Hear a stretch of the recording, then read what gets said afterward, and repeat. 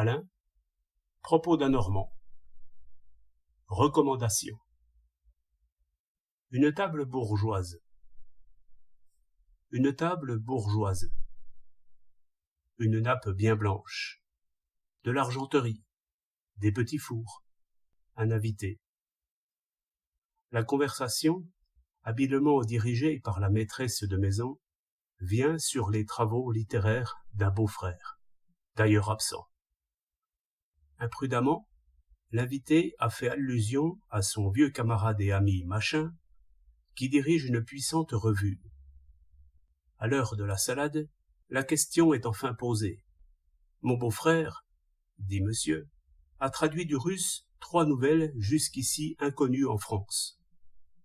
Si vous pouviez, cher invité, en écrire un petit mot à monsieur Machin, il ne refuserait certainement pas de les prendre. Il paraît, dit la vieille tante, que c'est payé 15 francs la page. Bon, dit l'invité, j'emporterai le manuscrit, je le lirai, et je verrai ce qu'on pourra faire. Tous se regardent, comme pour se dire que la chose n'ira pas toute seule. Madame, qui a de l'autorité, répond d'un air indifférent. Vous pensez bien que le manuscrit n'est pas ici. Mon beau-frère l'enverra à Machin quand il faudra, et vous le lirez bien mieux quand il sera imprimé. Il ne s'agit pas d'un avis, mais d'une recommandation tout amicale. J'entends bien, dit l'invité, mais je sais assez combien une lettre tout amicale a peu d'importance dans un cas comme celui-là. Je voudrais, afin de vous servir mieux, être un peu plus affirmatif. Vous pouvez l'être, dit madame. Il ne s'agit pas d'un étranger. Vous connaissez mon beau-frère, et vous savez bien qu'il est incapable d'écrire quoi que ce soit de médiocre. J'ai vu, en effet, 2 fois votre beau-frère, dit l'invité, et il m'a demandé 2 fois, fort poliment, des nouvelles de ma santé. J'avoue que je ne me permettrai pas de le juger là-dessus.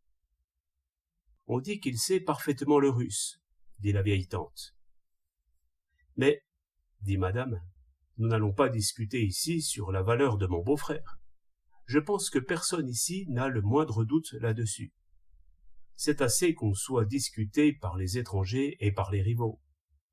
Notre famille est assez unie, Dieu merci, pour que chacun de nous puisse compter sur les autres. N'êtes-vous pas un peu de la famille ? Dit-elle à l'invité en lui coulant une œillade vertueuse.